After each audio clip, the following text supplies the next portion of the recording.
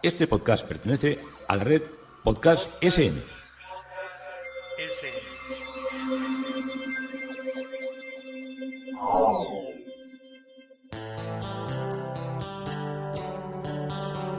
Historia con sentido. Un podcast realizado y presentado por Juan Carlos González.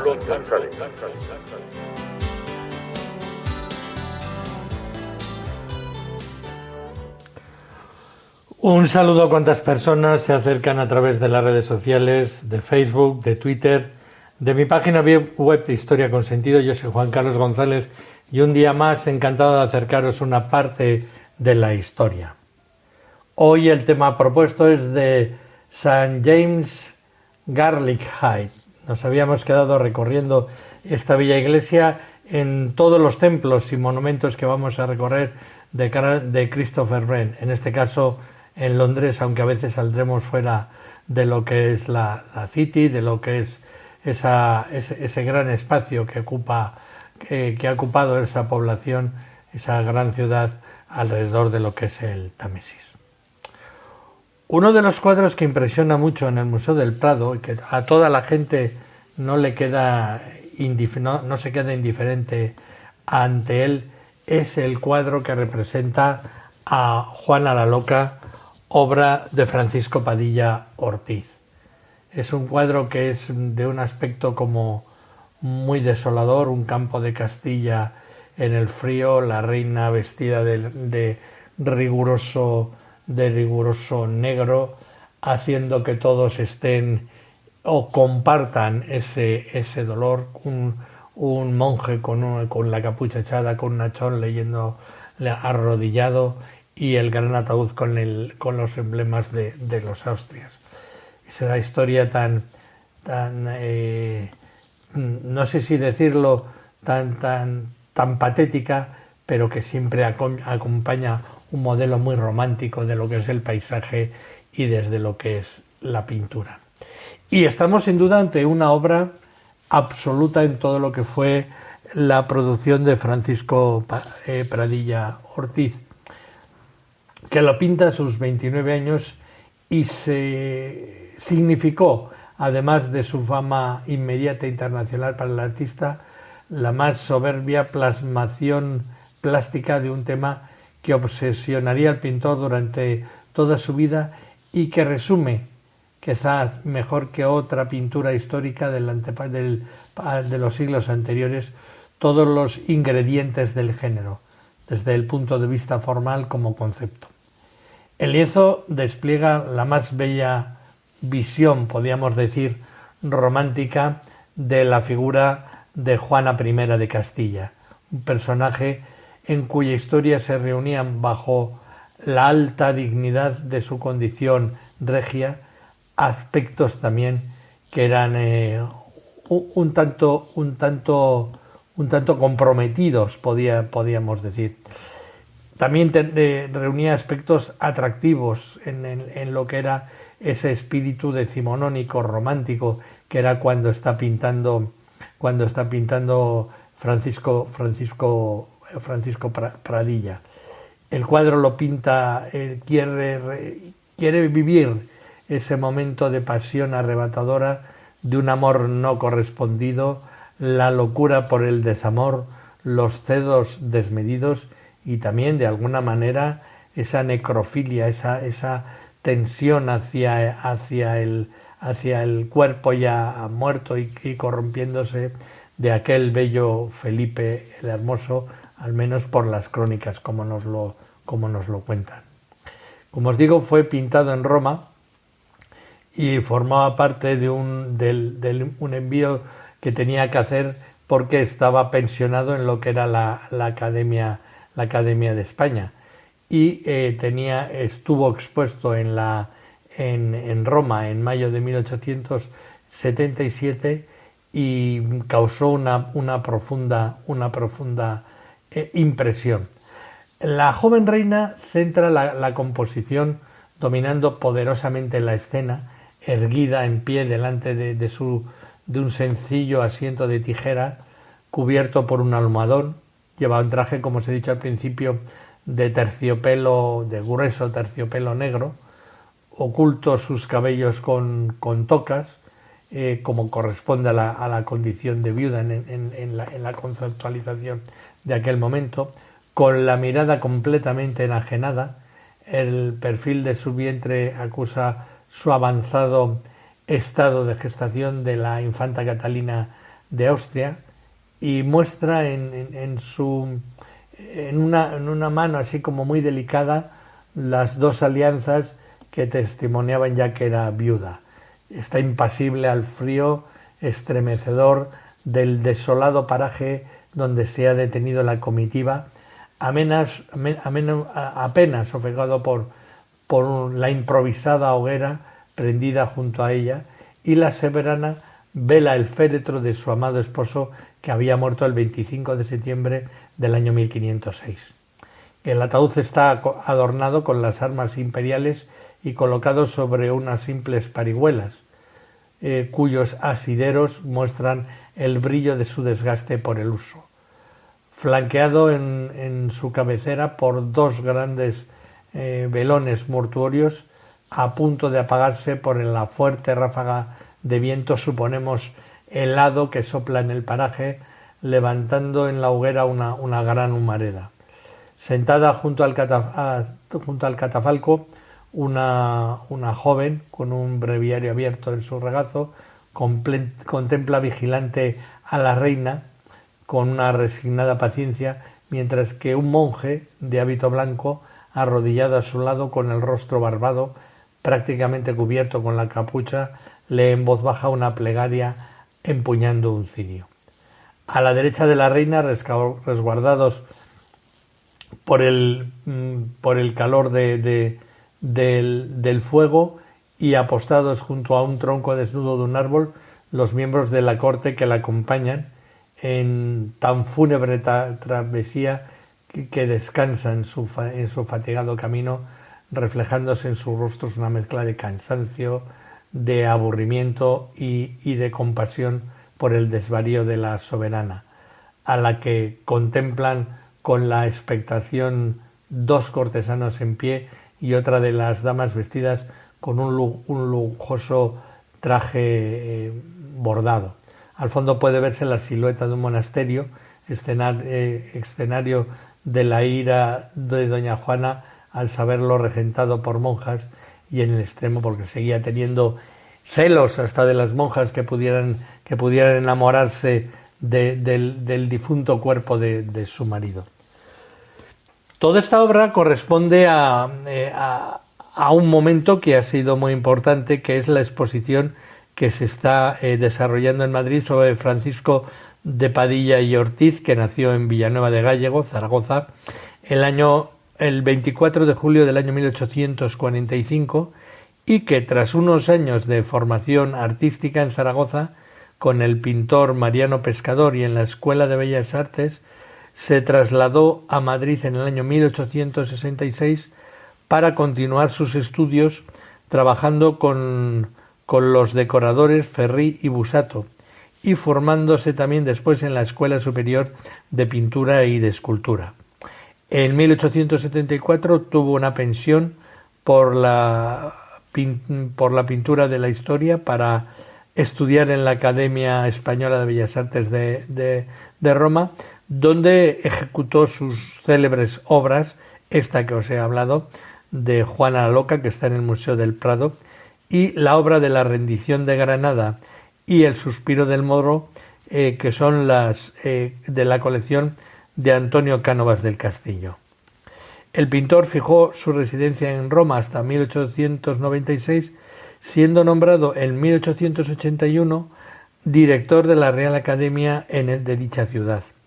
En el año 1897 regresó definitivamente a nuestro país al ser nombrado director del Museo Nacional de Pintura y Escultura, y en esta ciudad residió hasta su muerte en el año 1921, y además de ser un magnífico pintor de historia, cultivó otros géneros como el paisaje, las escenas costumbristas, mitológicas y el retrato, alcanzando un virtuosismo equiparable al logrado en sus cuadros de historia. De los 73 años que vivió, pasó 33 en Madrid y en justicia el Ayuntamiento de Madrid le ha organizado una segunda exposición. En 1987 ya el Ayuntamiento de Madrid rindió un tributo a Pradilla en el Museo Municipal en una completa exposición y han tenido que pasar 35 años para que se vuelva en ese edificio tan emblemático que es el actual Museo de Madrid, se hayan congregado obras para poderlo poner otra vez en valor. El pintor aragonés alcanzó en su faceta como pintor de historia el máximo nivel. Varias de sus obras de este género se muestran en esta exposición para que revalidan la importancia que tuvo entonces y merecen ser recordadas ahora. Sin embargo, su pintura de historia es minoritaria en su creación. El título Francisco Pradilla, 1848-1921, más que un pintor de historia, tiene por objetivo recordarnos y poner de relieve que además de la herencia histórica de nuestro pasado más memorable que el pintor nos dejó, cultivó, como os he dicho, con éxito el paisaje, el costumbrismo y en menor medida el retrato. En ellos trasladó su riguroso nivel descriptivo con una depurada y exquisita técnica, escudriñando ambientes y escenas pintorescas llenas de vida y de color. Es una exposición que tiene 75 pinturas, dibujos y acuarelas, unas acuarelas impresionantes, de una meticulosidad absoluta, y son procedentes de colecciones públicas y privadas, de las que cerca de un 20% son inéditas y en torno a un 40% son poco conocidas y raramente expuestas. Y se exhiben también otras piezas de diversa naturaleza que complementan la narración expositiva. Una de las comisarias es Sonia Pradilla Sánchez, que es bisnieta del pintor, y ha hecho que, si cabe, esta exposición tenga más calor a la luz al estar recordando, al estar preocupada por lo que era un antepasado suyo. La exposición tiene un catálogo, pero me lo tienen que enviar porque cuando ya fui a ver la exposición se había agotado. Y es importante porque en él se dan a conocer, en el catálogo se entiende, numerosas notas inéditas del pintor y su reconocimiento y valoración más allá de nuestras fronteras. También los honores y las distinciones que recibió en Italia, en Francia, en Austria y en Alemania, que sentaron las bases de su internacionalización de su pintura, hoy diseminada por museos y por colecciones privadas de Europa y América. Pradilla, más que un pintor de historia, la hemos podido disfrutar y la estamos pudiendo disfrutar cuando os hablo en Madrid. Bellas pinturas, gran pintor, y espero que no tarden en avisarme de que ya ha llegado el catálogo de esta gran exposición. Y nos vamos a volver a la iglesia de St. James Garlick Hyde, que era donde nos habíamos quedado el último día en nuestro recorrido. Tiene una torre de 125 pies que en un principio estaba estucada, y el yeso fue retirado en 1897 y las viejas fotografías de la iglesia muestran la pared desnuda. Se restauró con piedra de Portland después de la Segunda Guerra Mundial. Tiene el reloj en la cara oeste con la imagen de Santiago, que es una réplica realizada en 1988 de un original de 1682, y la figura de Santiago originalmente se encontraba entre dos urnas.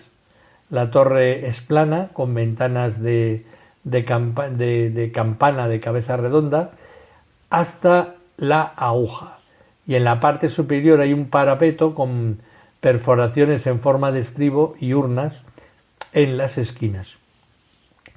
La torre de piedra fue diseñada por Nicholas Hawksmoor, al similar que el de la de St. Stephen Walbrook, St. Michel Paternoster Royal y, en menor medida, las torres de la Catedral de San Pablo.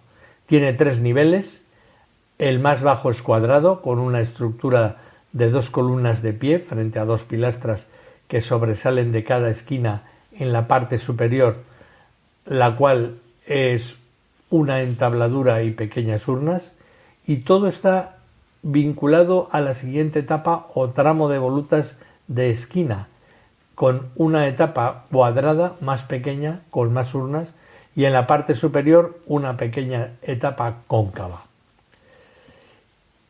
Stephen Strevel declaró que la aguja sugirió el recuerdo de la música de las campanillas cuando giran un carrusel, y la puerta de acceso son de madera de vid y con motivos de uvas colocadas hacia el oeste y que fueron regalo de la Compañía de los Vinateros, como no podía ser menos. El interior de la iglesia, con una altura de 40 pies, es el más alto de cualquier iglesia que construyó Wren. Como originalmente estaba rodeado por otros edificios, Wren creó ventanas principales altas. La ventana más grande de todas estaba en el este y llenando la parte con arcos, arqueada. Y a principios del siglo XIX se encontró que esto estaba debilitando el muro y se rellenó. En 1815 la pintura de la Ascensión de Andrew Gades fue instalada sobre la cabecera en el lugar anteriormente ocupado por la ventana. Cuando se construyó la entrada principal estaba en el medio de la pared norte. Esta también está tapiada. Y la iglesia tiene una nave y 2 pasillos estrechos. Hay 2 filas de 5 columnas jónicas y 2 semicolumnas que van de oeste a este, y las columnas soportan una entabladura que se rompe en el medio y se gira a las paredes exteriores, formadas efectivamente transeptos. Las columnas están espaciadas de una manera uniforme, excepto las del medio. Con las ventanas de la cabecera redonda originales en el centro, ahora reemplazadas por ventanas redondas, esto le habría dado a St. James un claro eje norte-sur, y el diseño transversal fue un recurso utilizado por Wren también en San Magnus el Mártir y en San Martin Ludgate. La posterior organización ha hecho que sea menos evidente. La iglesia fue muy renovada en la época victoriana, más significativamente por el arquitecto Basil Champagnes en 1866, y su legado, incluido brilleras, ha sido eliminado en la renovación posterior a la Segunda Guerra Mundial porque se sufrió los efectos de la Big Creek. El cabecero hacia el este está flanqueado por pilastras y es ligeramente más estrecho que la nave, siendo uno de los pasillos un poco más ancho que el otro. A diferencia de la iglesia, tienen un techo plano, lo que es la iglesia tiene un techo plano y la cabecera tiene una bóveda de cañón. En el oeste de la iglesia, erigida en 1714 y sostenida por columnas de hierro, apoyada en esta se sitúa la caja del órgano original de 1715, realizada por el padre Smith y decorado con querubines, trompeteros y con palmeras. Está coronado por una concha de vieira que nos recuerda que es una iglesia de peregrinos. La lámpara de araña de cristal es un regalo de la Glass Sayers Company y es una réplica de la destruida en el derribo de 1991 y se basa en un original del siglo XVIII colgado en el Brent's Emmanuel College de Cambridge. La cabecera es original, posee columnas corintias que flanquean un decálogo, 10 mandamientos, la ley de Moisés, y está apoyado en una entabladura. El frontón fue retirado en 1815 para acomodar la pintura. También son originales el altar, las palomas talladas en las patas, el carril o la barandilla de la comunión y los bancos de los guardianes del templo con soportes de sombrero de hierro. La pila bautismal fue hecha por uno de los albañiles de la iglesia, Christopher Kamster, y tiene una tapa, una cubierta, y los carpinteros para el mobiliario original fueron Fuller y Kerr y el tallador William Nieman. En 1876 la parroquia se fusionó con San Miguel Queen-Hitty, una iglesia cercana a Brent, y Santiago recibió gran parte del mobiliario, como el púlpito con su tornavoz y con los balaustradas retorcidas, así como con un atril para el predicador, un escudo de armas reales de la casa de Stuart, que todavía se puede ver, que está situado en la pared sur, y reposan las espadas también provenientes de San Miguel, al igual que dos grandes puertas. Además de los propios brazos reales de la iglesia, que son de la casa de Hannover, están en exhibición en la otra pared, casi enfrente a los otros brazos reales citados, haciendo de St. James Garlighey la única iglesia de la ciudad con dos relieves de los citados mascarones. Ya sabéis que uno es un león y otro es un unicornio, pues son representaciones de los dos, pero separados. Hoy no se exhibe una momia bien conservada de un hombre conocido como Jimmy Garley. Su cuerpo embalsamado fue descubierto en las bóvedas sepulcrales en 1855 y el cuerpo solía estar en exhibición en una urna de cristal, pero ya ha sido retirado de la vista del público, porque los anglicanos son muy pocos santeros y reliquieros. Habrá algunos que sí.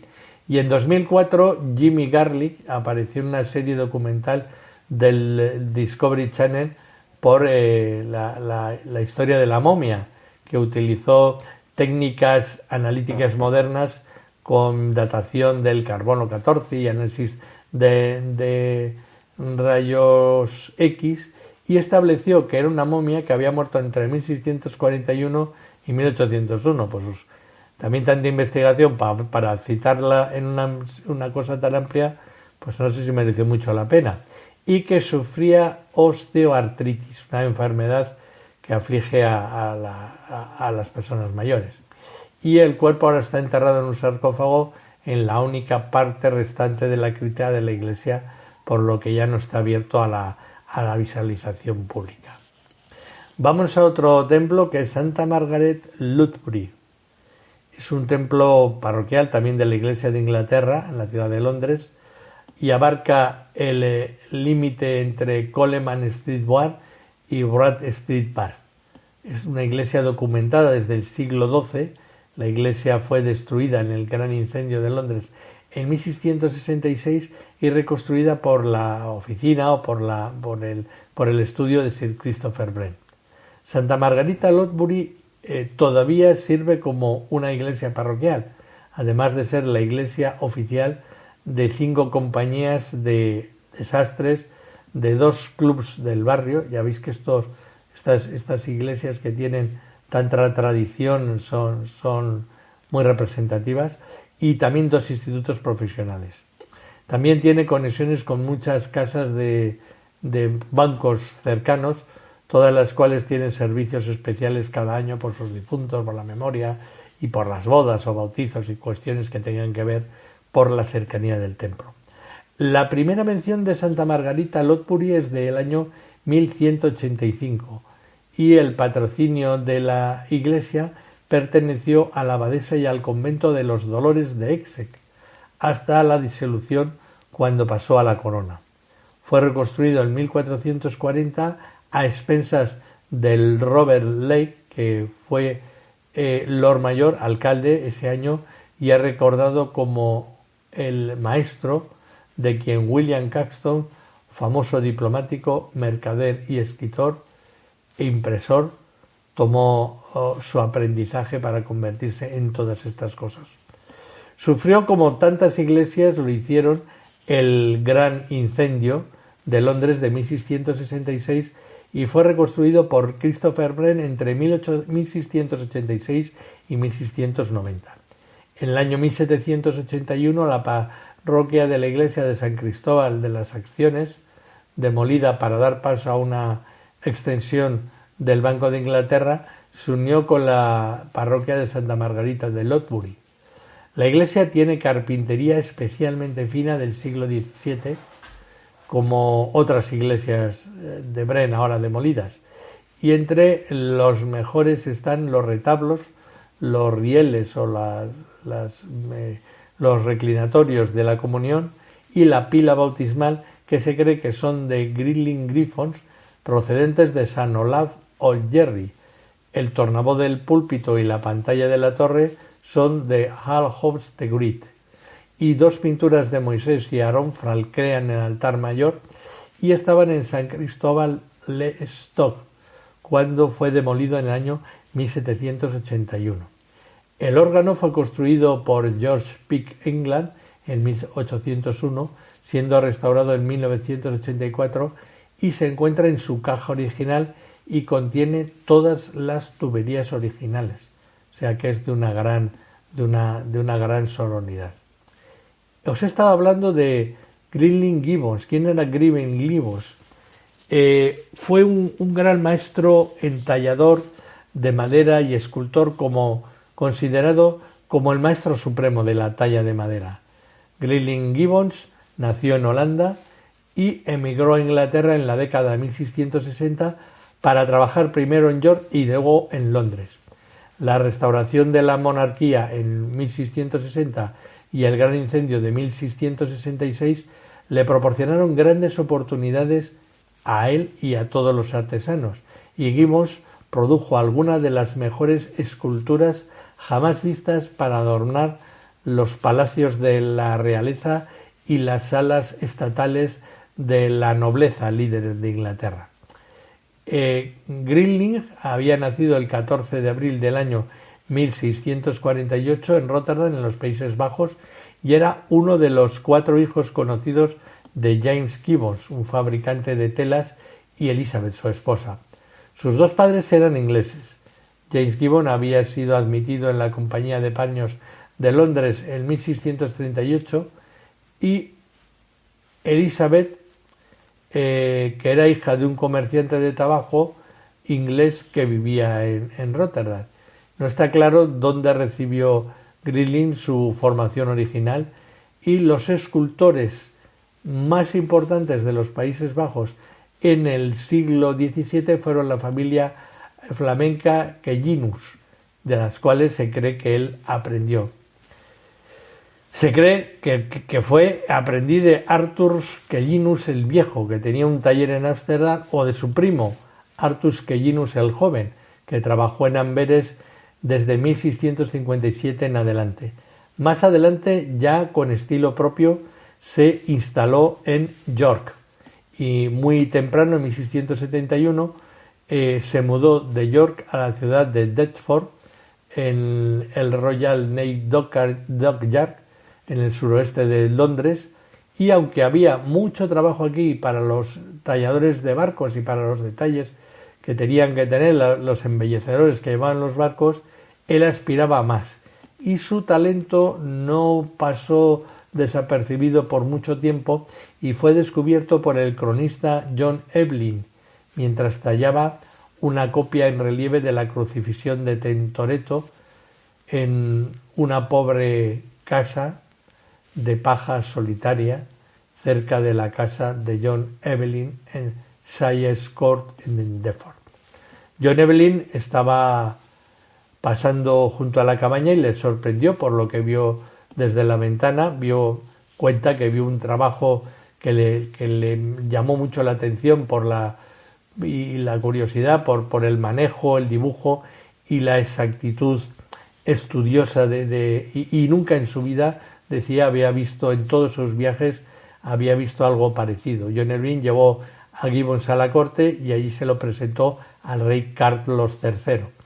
Y al tener que asistir a una reunión del consejo, el rey pidió que la talla se llevara a las habitaciones de la reina, suponiendo que la reina Catalina probablemente la compraría como un crucifijo. Sin embargo, una de las sirvientas de la reina comenzó a encontrar fallos en el trabajo porque no entendía más que un asno, dice John Evelyn. John Evelyn estaba muy furioso porque la reina fuera influenciada por una mujer ignorante e inmediatamente se llevó esta obra maestra. Y este primer trabajo de Gibbons se exhibe en la Dubham Massey Hall de Chertsey, ahora propiedad del National Trust del Patrimonio Nacional de Museos de Inglaterra. Gibbons se casó con su esposa Elizabeth cuando se mudó a Londres y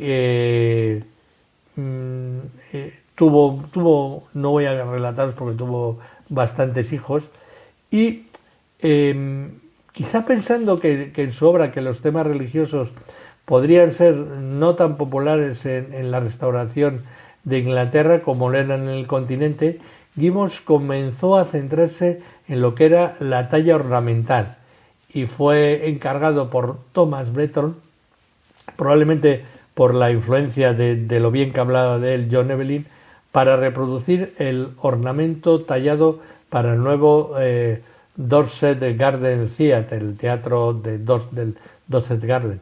Y Bretton era el principal actor y director de teatro de esta época de la restauración de Inglaterra, y su nuevo teatro era el más lujoso de la capital en ese momento. Y aquí Gibbons fue descubierto nuevamente, esta vez por el artista de la corte, Sir Peter Lely, que era el pintor de los reyes, que admiraba especialmente los capiteles, las cornisas y las águilas en el teatro, y preguntaba por el tallador. Lely era íntimo amigo de Hugh May, que se convertiría en el arquitecto del proyecto real más importante de la época, que fue la restauración del castillo de Windsor por parte de Carlos II. Ley y May encargaron a Gibbons las comisiones que le permitieron inventar su nuevo estilo decorativo, y es casi seguro que Hugh May fue quien aseguró a Gibbons sus primeras comisiones importantes a mediados de la década de 1670, y fue May, junto con Lely, quien organizó una segunda presentación ante el rey, esta vez en el castillo de Windsor, al concierto de mayo de 1675. Y en esta ocasión Gibbons le mostró al monarca no una escultura en relieve de estilo europeo, sino una chimenea tallada en madera con adornos de peces, conchas y otros adornos, que al rey le encantó y contrató a Gibbons de inmediato. Su trabajo decorativo posterior en el castillo de Windsor estableció el sello de aprobación real de su nuevo estilo de follaje en alto relieve, y estableció y engrandeció su fama, comenzando a trabajar en el castillo inicialmente en colaboración con los grandes tallistas, Henry Philippe, que eran maestros escultores, maestros de la madera, Hugo May, que era el contratador de obras. En 1679 que Gibbons estaba a cargo de todo lo que eran grandes obras, y tenía varios asistentes de los Países Bajos que le ayudaban a llevar a cabo un trabajo tan particular y tan grande, en especial en la capilla del rey. Todo esto le supuso una gran riqueza y ser considerado como el más emblemático con este trabajo tan fino de madera, con estos temas botánicos, con un realismo tan inusual y con unos detalles tan finos, pues que se colocara dentro de lo que eran no sé cómo decirlo, que cualquier iglesia que fuera restaurada y fuera puesta en valor exigía de alguna manera que tuviera una obra de Girling Gibbons. Y hasta aquí hoy desde St. John's Gairlighide. Estamos en Londres, estamos en Inglaterra, estamos siguiendo la obra de Sir Christopher Wren. Yo soy Juan Carlos González y un día más encantado de acercaros esta parte de la historia.